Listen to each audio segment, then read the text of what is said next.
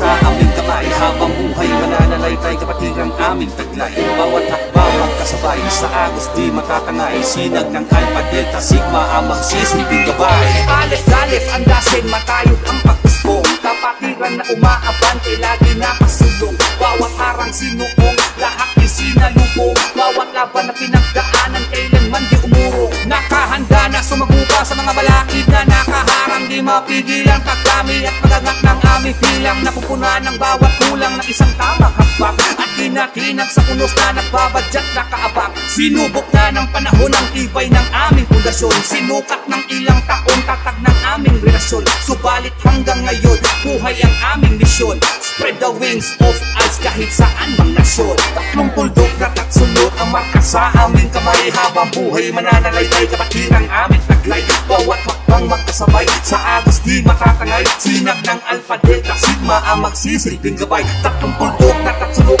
ang marka sa aming kamay, habang buhay mananalaytay kapatid ang aming taglay. Bawat hakbang magkasabay, sa agos di matatangay, sinag ng Alpha Delta Sigma ang magsisilbing gabay.